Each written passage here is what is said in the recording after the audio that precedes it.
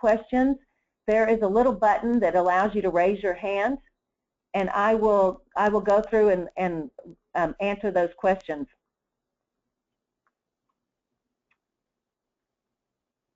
David, are you there? David? Yes. Hi, how are you? Good, how you doing? Fantastic. I loved your presentation, but I couldn't see anything. The screen was just showing the first screen that says new and improved methods for successfully selling Kaizen. Wow, I hope that didn't happen for everybody. I know, me too. We are going to have this webinar up and available on the website today. Okay. The only thing I can think of is that there's so many people on this presentation that it was lagging. No. Yeah.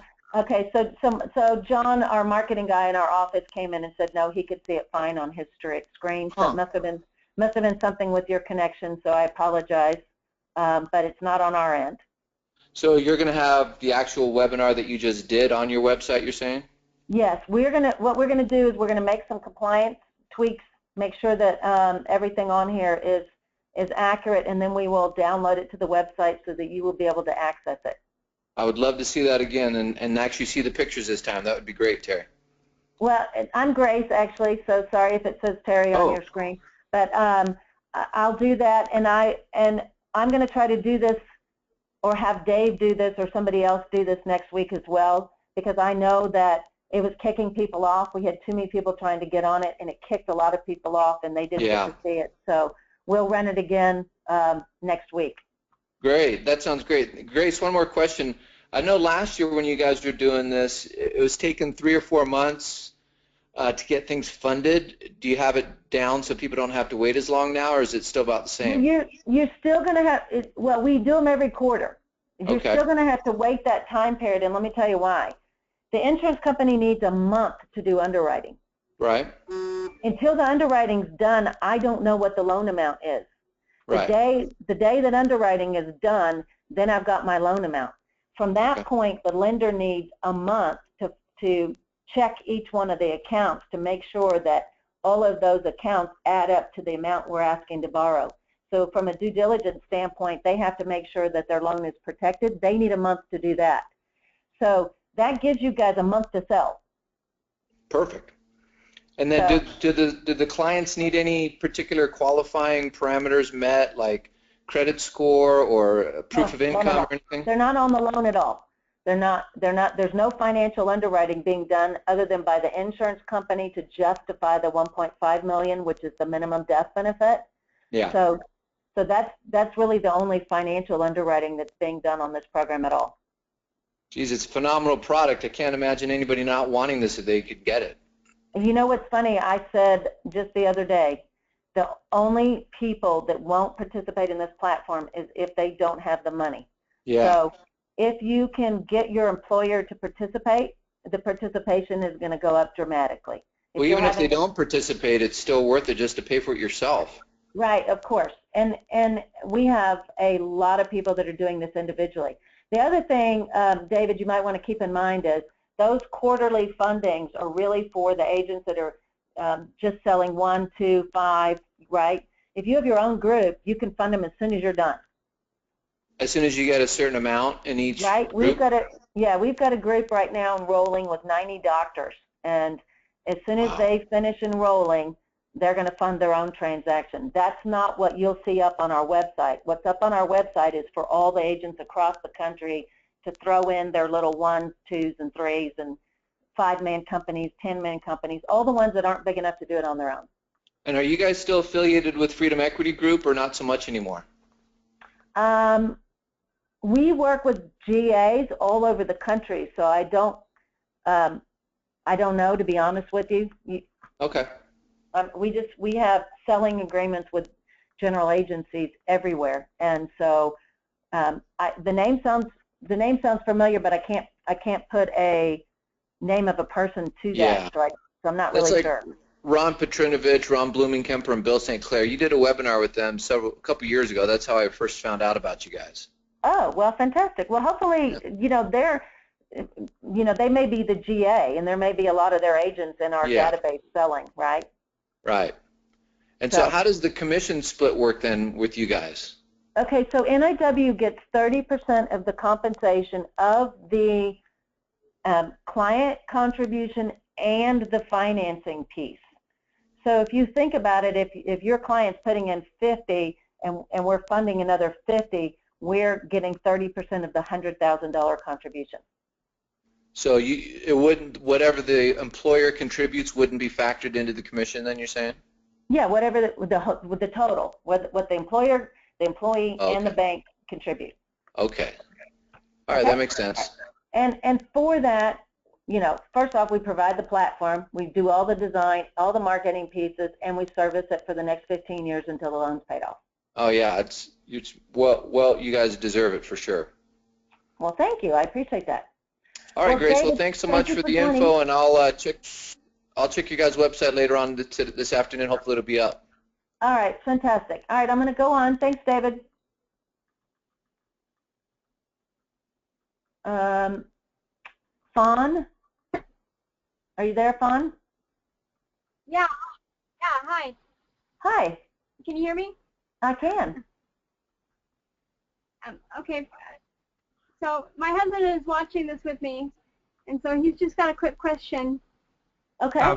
Yeah, so for many clients who see this as too good to be true, it would be helpful to be able to show them how the program is also uniquely attractive to the funding bank. I know it's kind of an elementary question, but could you kind of help outline the benefits to the bank that's contributing the 75%? Yeah, absolutely. I tried to say that, but let me give you an analogy. If you're familiar with a margin loan, that's the closest analogy that you can come to the types of loans that lenders are doing right now.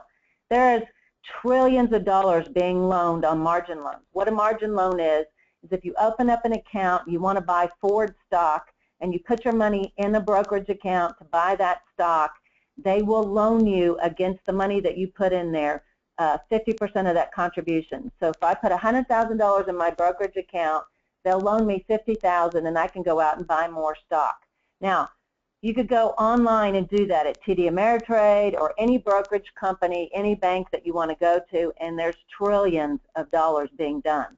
The only reason that they will only loan you 50% of that contribution, and the reason they want you to sign a personal guarantee and do the credit checks, is because if for whatever reason the market goes down and that stock goes from a $50 stock to a $12 stock, their money's at risk. So what we did was we went to them and we said, let's use the same analogy, and let's assume that we are going to use that money in a benefits program using the index product. The difference is the index product is not invested in the market, so it has principal protection. And because it has principal protection, as long as they're putting their money in there, your loan is safe. So if I put $100,000 into my life insurance policy, and you put $100,000 in there, and I have a principal protection on that $100,000, your investment is completely safe, and you're going to get that money back. You can't lose that money. That drastically changes the type of loan this is. Now, it's not like you're going to walk into a bank and say, I want to leverage my life insurance policy, because that's not going to happen. It's like the analogy of a hedge fund again. If I want to go borrow my brokerage account for $50,000, they're going to charge me 7%, LIBOR plus prime, right? Or whatever the analogy is. If I'm a hedge fund, if I'm part of a big hedge fund, and my hedge fund manager goes and he does a margin on $1 billion portfolio, his pricing is going to be 50 basis points. So what we did was we used the same analogy with the bank. We said we're like a hedge fund combining all these people together, and since we have taken the investment risk away from you, and we're monitoring it, and we're making sure every single year that your money is covered and protected, and we're going to do this on a volume basis. We just want one big loan from you. We can get that pricing that we need. So of course they're going to do this all day long. Okay. Make sense? Yes, thank you very much. You're welcome. Okay, I'm going to have a good weekend. I'm going to go to the next person.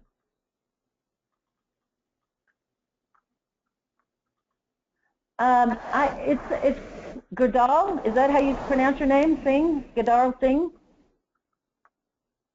Hello? Gurdal, are you there? Okay, so I can't get you. I'm sorry. Irving? Yeah, I had two questions. One was, is there any other carriers you have besides LSW that do this? Yes. We have Minnesota Life has approved the platform. However, with Minnesota Life, the company has to have a net worth of $5 million, or the individual has to have a net worth of $5 million. Now, the reason the insurance companies are doing that is because the reinsurance market says if you want to use financing, you have to be a sophisticated investor. Mm-hmm. And if you're a sophisticated investor, will allow you to finance if your net worth is $5 million. What National Life did that's different is they said, well, we keep $2 million of that business on our books and we retain it, so we don't have to go by what the reinsurance says. That's why their requirements are different. Now, Minnesota Life now is looking at reducing those requirements. Penn Mutual has approved the platform. They are launching it in 2016 or January of 2016 because they're switching to a new software system and they don't want to overload their software system with requests to do Kaizen. And Lincoln, I think Lincoln just approved it as well. Lincoln wants you to use 2 trust companies instead of one trust company, so we'll get into that. Allianz is getting ready to launch it. They have not decided what their qualifications are going to be, so I'll have to wait and see on that one. Pacific approved it, but Pacific wants you to pay the contributions plus the interest. And to be honest with you, that's kind of all the carriers we've gone to. We're not chasing them. And I'll tell you why we're not chasing them. We launched this with National Life 2.5 years ago. We are getting 10,000 hits to our website a quarter. 6,000 of those are new people. So we have plenty of interest without having to go chase people to get this platform approved. So they're kind of coming to us now. Okay, would you use this for buy-sell situations too? Absolutely. Absolutely, I'd use this for a buy-sell. And as a matter of fact, we have people that are using this for buy-sell. You can use it for key man. You can set up a vesting schedule. So if you want to tie it to a vesting schedule, let's say that you tell a person, I'll contribute $10,000 a year for 5 years, and then you put in the rest. At the end of that 5-year period, you're done. So now the company might start reimbursing you $10,000 a year until you get to 100% of those contributions. So anyway, as a company that you want to design this platform, it's flexible. We can do that. We also have a platform called Trizen, and that is for the not-for-profit marketplace, so that you can use you can use it in the format of a kind of a split dollar, so it's a loan as opposed to a bonus.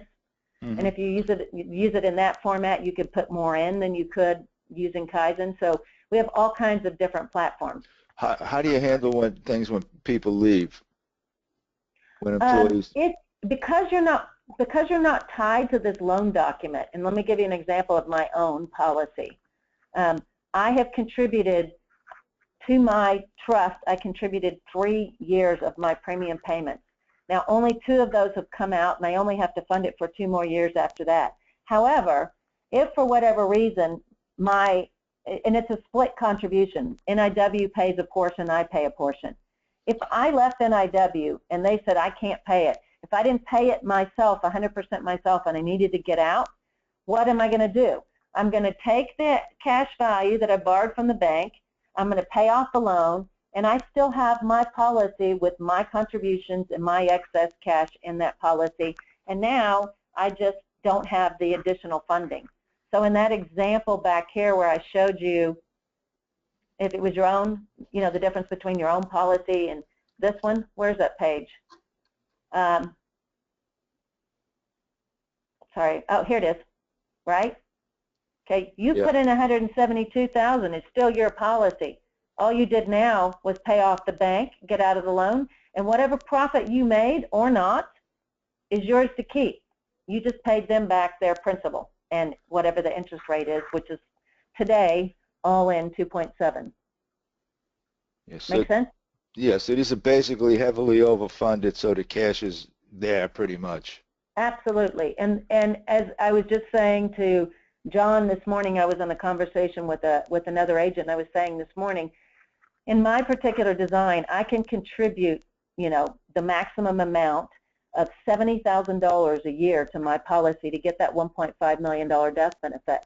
But in order for me to max fund that policy to get the maximum income out of that policy, I'd have to put in over the next 10 years $700,000. Now, I might be able to do that year one, maybe year two, but I have a daughter living in Greece right now, like she's a trust fund baby, and I don't have enough income to be doing $70,000 of contribution a year.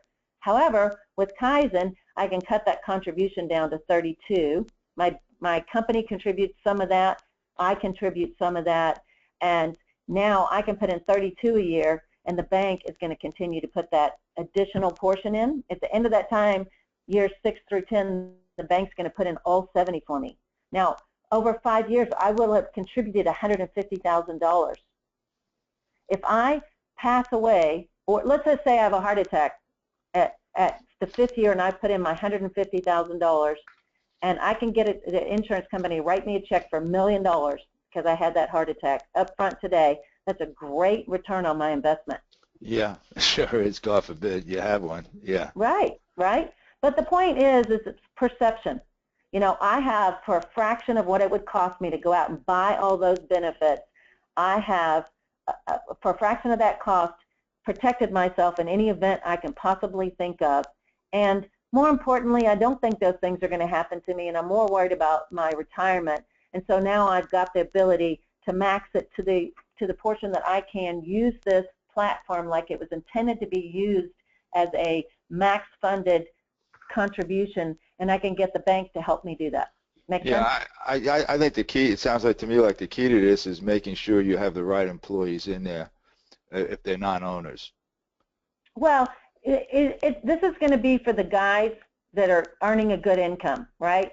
You need to be, if you're paying for this yourself, you can't afford $32,000 if you're not earning a couple hundred grand. That's why I showed you that deal on, you know, if you're $200,000 salary, your actual take home is $138.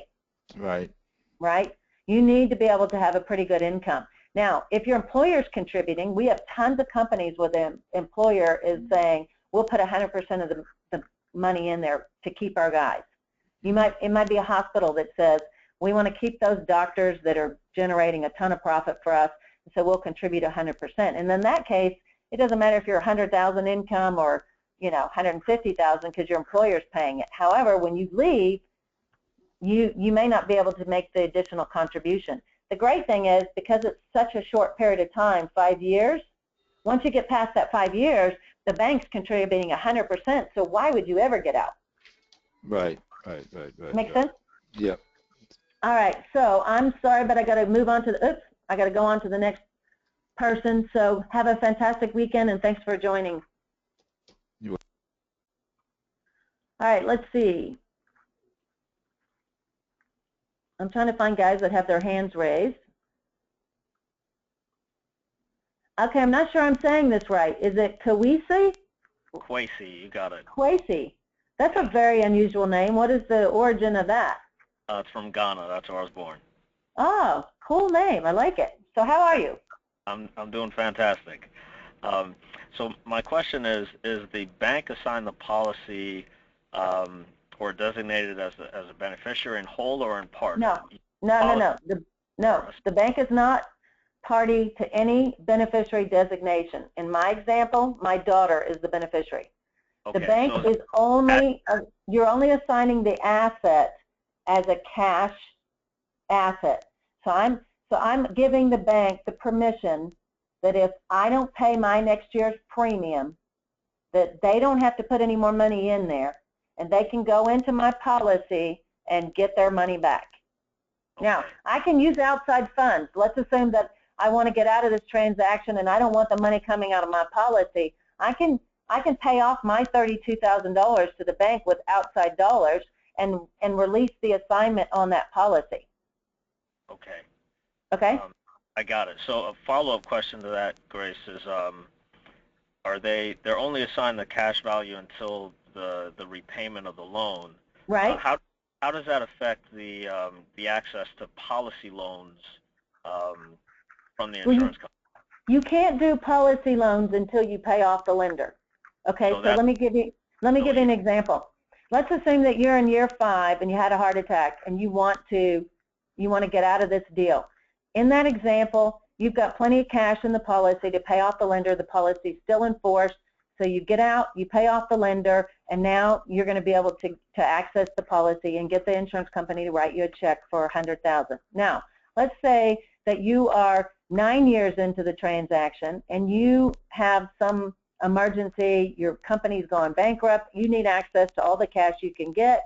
You get out of the transaction, you pay off the lender, and now all the excess cash in that policy, you can use it however you want. If you want to cash it in, if you want to take distributions, it's your policy.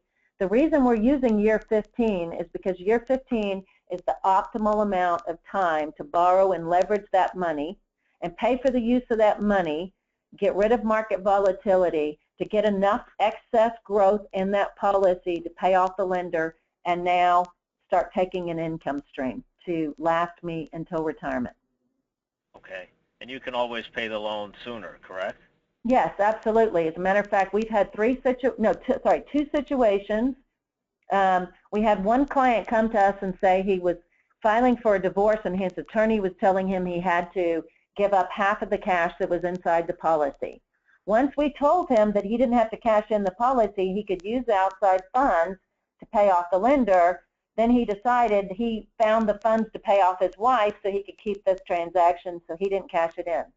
We had a person that lost their job, they were fired, and he wasn't, because his employer was the contributor, he wasn't going to be able to pay the funds, and so he exited the design, paid off the loan, and he's out of the transaction. The third example we had was we just had somebody that had a female, had a terminal illness. She was in her first year, had a terminal illness, and she wants to accelerate that to take her family on vacation. And so we paid off the loan, and she's now accessing that terminal illness, and she's going to go use it to take her kids somewhere. So in any situation you can think of, it's just an assignment. Once you get out, you're out, though. So don't go find people that are going to jump into this deal and then jump out, because all that's going to do is have the lender say to me, this is an administrative nightmare, and I'm going to bump up your pricing. I'm trying to avoid that administration, the people jumping in and getting out. This is supposed to be a long-term benefit designed for employers to offer as benefits to keep their employees there until they're 65 years old. Got it. And my last question, Grace, is the loan exit automatically triggered at year 15? Well, what we do is we are monitoring this on a year-by-year basis. So let's assume that we get 5 years of no growth in this policy every year for the first 5 years, and then all of a sudden we're going to get upside of the market, and let's just say at the time we had an unlimited cap like we did with one of our carriers in 2008, and let's assume we got a 40% credit to the account. Well, if we could pay off the loan and have enough money in that policy to keep those policies in force, we might do an early loan payoff. If we don't have the performance that we want, we might wait and use the bank's money longer and get out later. So it's not a, it has to be designed this way. We just know what we've been doing since 2000 with our wealthy clients, and we are 5% plus or minus plan. So we're pretty comfortable that we're going to exit in year 15. Okay. Got it. Thank you. Have a great weekend. You too. All right, let's see. Mark Sherwin. There's lots of Marks. Mark, are you there? Mark Sherwin. All right, can't get him. Sorry, Mark. Shannon? Shannon, are you there? Okay, guys, if you're having trouble with me hearing you, it's probably because you didn't assign your PIN number. So after you dialed in and you hit your access code, below that was a PIN number. You need to hit the PIN number plus the star, and that will allow me to hear you. So Shannon, are you there? I'm here. Can you hear me? I can hear you now. Can you hear me? Uh-huh. Go ahead. What's your question? Okay, great. Question is, if the executive is not healthy or they're over 65, can they use a spouse or a dependent? Yes, absolutely. You can substitute. What you're doing is you're using your income as the qualifier for the $1.5 million death benefit. But if your health is such that you want to substitute, you need to put that on the underwriting page. When you send that in, you need to attach a note and say, I'm using my 65-year-old male's $200,000 salary to qualify for the platform, but we're substituting his wife as the insured. Does that answer your question? Excellent. Fantastic. Yes, it does. All right. Just at the end of your presentation, it had the, can you hear me? Uh-huh. I had another question. Okay. Oh, at the end of the presentation, you showed NIW's toll-free number. Is it possible for clients to go around us as agents directly to you? Well, no, not really, because we're not selling direct. Other than we know who we're selling to. Let me give you an example of what I mean by that. We have some of our own accounts because they may be the banks that we're working with. So we have a ton of our banks and our attorney firms, our CPA firms, and those types of people that are saying, hey, we want to do this for ourselves. Those were people we called on to try to get them involved in the platform so we know who those people are. We will tell the client to contact their agents that introduce them to the platform. We're working with you to try to help you sell these transactions. Great, great. Okay. Great. And lastly, do they ever ask references regarding the lenders that you use when you?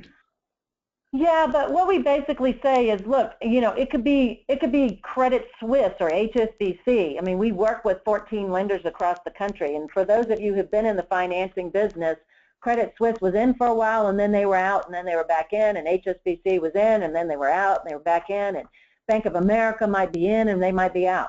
So, you know, what we do is we take these out. We have 6 lenders that have committed to this platform, but your clients aren't on the loan. They don't participate in that.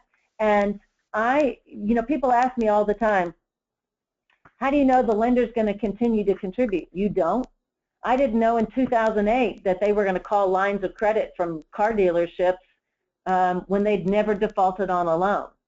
What we spend a good portion of our time doing is facilitating those lending facilities, and we've got about $1.25 billion committed. One of the things that we're working on right now is what we call a syndication behind the scenes, and what that means is that we have a front bank like NIW.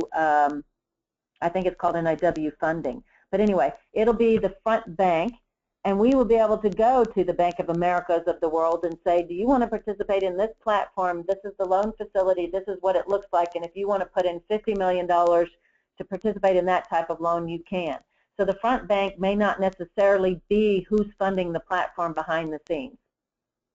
Make sense? Are you there? It does. Just wanted to be sure that it's not an issue. Yes. Question answered. Thank you very much. Got a chance to meet you on Monday in San Diego. Oh. Thanks. Well, it was nice meeting you. Thanks. Have a great weekend. All right. I think it's Timothy. Timothy, are you there? Yes. Can you hear me? I can. Perfect. All right. My VoIP is working.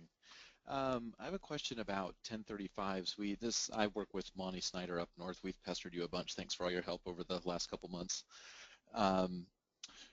We have a client right now who has cash value in a current life policy that we sold him. You know, it's a good fit, but now Kaizen's come along and it's a much better fit. He would like to 1035 it because he doesn't want to use his other liquidity, which is would put a strain on his portfolio. Is there a way to 1035? No, and let me tell you why I mean no. Right now, we can't do that. And the reason we can't do that is we tried to do that in the beginning, but what the real problem is, once we go through this whole process and we get everybody together and everybody's got their money in the account waiting to go, the day that the lender has done their due diligence, they're going to sweep the accounts and fund it. The problem with the 1035s are when the carrier gets the money, they have to issue a policy. Yep. So they can't sit on that money. And I can't have different issuing dates on this platform. So what I'm telling people to do is do a withdrawal to basis, borrow it out of the policy, fund your transaction, but still, you still have the issue. And you're still going to have that issue because we are max funding right below the MEC limits every year. You can't dump more money into that policy. So it's a big problem for us. We aren't sure how to get around it. I always say to everybody, if you got cash, you know, do a withdrawal to basis, and then you know, do a policy loan or something. He could completely fund it over the 5 years with withdrawals, but then we still have the concern of a tax that's in us because he's got like $100,000 in growth that he doesn't want to take. By making the policy blow up, so he'd have to carry the other one. Could he reduce death benefit and keep it in force? Because once the lender stops paying in year 10, you can start dumping money in there again. Oh, that's so maybe you do a withdrawal to basis and let him sit on the excess 100,000 of excess, and then reduce death benefit so he doesn't have a big drag on that, and then 1035 it in year 11. That's not a bad idea at all. Hey, thank you, Grace. I don't know. I'm creatively trying to help us make sales, right? Yeah, we've looked at this probably 7 different ways, and that was one that we hadn't hit. So, all right. That's unfortunately, we're like you. We've looked at it all the way around that we could possibly think of because we have lots of clients that have excess gains, and that's the only solution we've been able to come up with.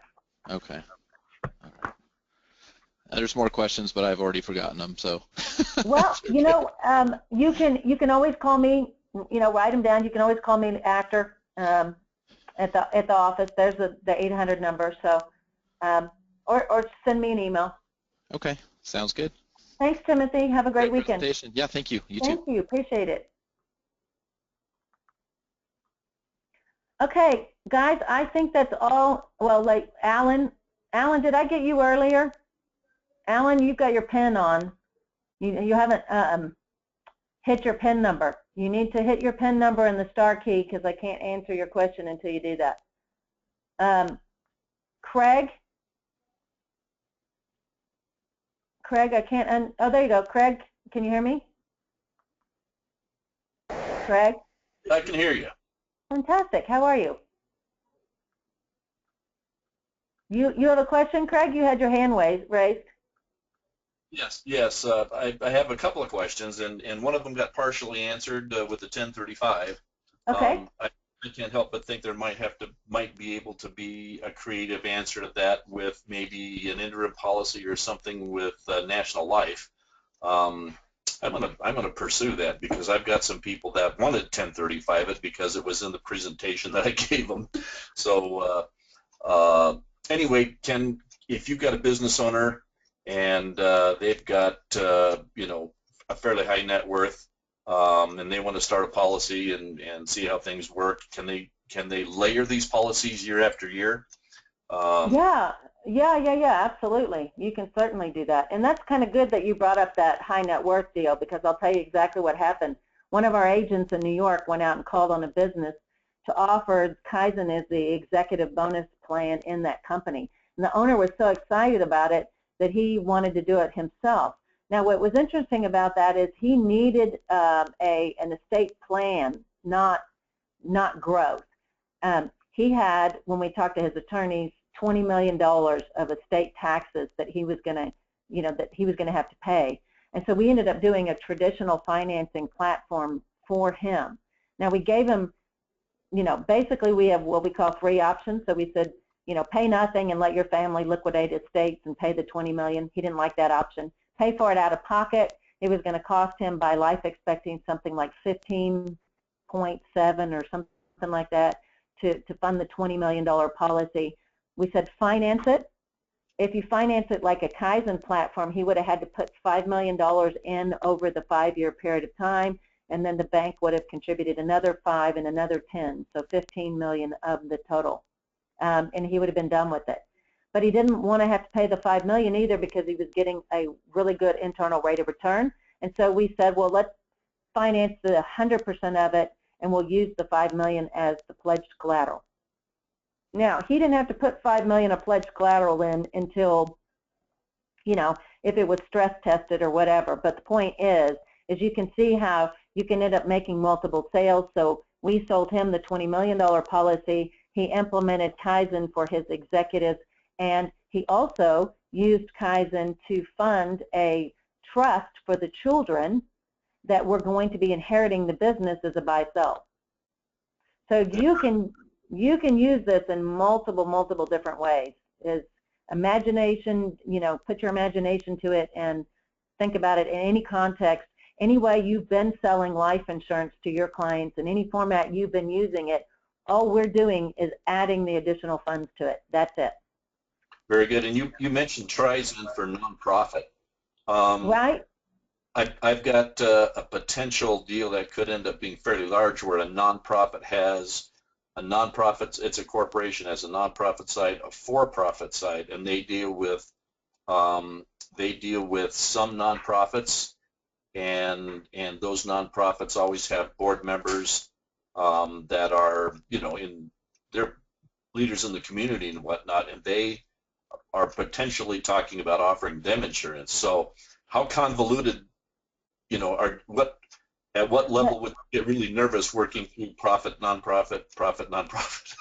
Well, it's just a split dollar agreement, and it's a loan as opposed to a bonus, right? So instead of giving somebody a $50,000 bonus, you're going to give them a $50,000 loan, right? The difference is if you're giving them a $50,000 loan, they're not having to pay taxes on it, so you can put the whole contribution in, and then you can bump up death benefit to repay the loan.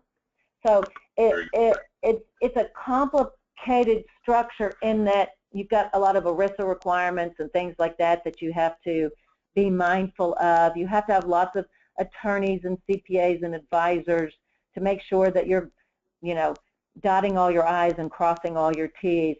So it's a more expensive platform for us to administer, but you get, instead of contributing, $50,000, pay my tax and having $20,000 left over to get into the contribution, I'm now putting in $50,000, and now I'm doing a matching of $100,000 instead of having $25,000 left over after taxes and putting it in and getting a $25,000 match. So it's a much bigger transaction. So there's more money to pay for, more compliance, I guess is the best way to describe that.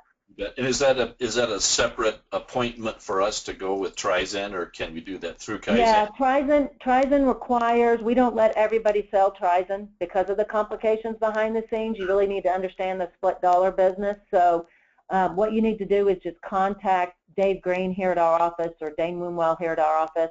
They're kind of heading up, what agents are getting those selling agreements, what knowledge level they have.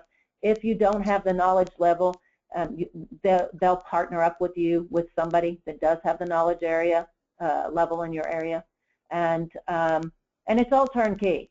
So you'll never get less than 50% of the compensation, no matter what service that you use. It's just a more complicated strategy. Very good. Yeah, I would probably deal with some of their people who are insurance licensed attorneys. And well, just to give you an example, that group that I'm talking about that's enrolling, one of the 90 people, that's actually a hospital, and that's actually using Trizen. And in that commission, that premium is something like $8 million. So there's these deals are big enough to bring a lot of expertise and a lot of people involved and still make a lot of money. You bet. You bet. Outstanding. Good to know. Glad we had this conversation. Well, thanks, Craig. Thanks for jumping on and spending your time. Have a great weekend. Thank you, too.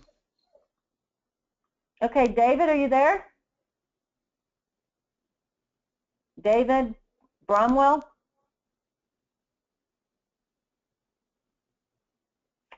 Well, I can't get your, I don't know if you can't hear me.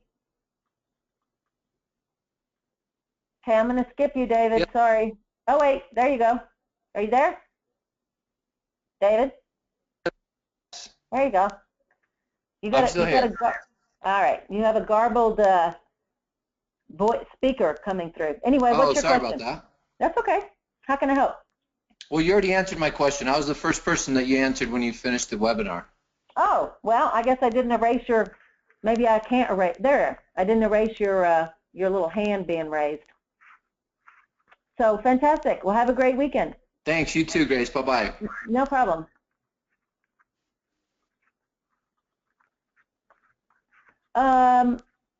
Okay, Fawn, are you there? Fawn? Yeah, we're here. This is Don once again, Fawn's husband. By the way, thanks, Grace, for this presentation. It's been fantastic. Oh, thank you. Yeah, I have another question about the Trizen, and you may have just answered it. I was having trouble just keeping up with everything that you said.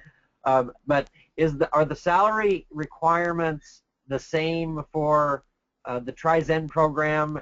Since it's targeted to nonprofits, sometimes there's the pay is all over the board. You know, sometimes nonprofits may have board members that take significant pay or very little pay. Yeah. Same desire. That's something we have to kind of discuss behind the scenes, and let me tell you why. Trizen can be used in mergers and acquisitions. It could be used as like an incentive plan in lieu of salary. So what we're really looking for is we need to be able to justify the $1.5 million death benefit. So I'll give you an example. You might have a hospital who, instead of paying their guys $150,000 salary, they might want to say, we're going to contribute $50,000 into the Trizen plan, and then, you know, we'll pay them $80,000 in salary or something like that. So yeah.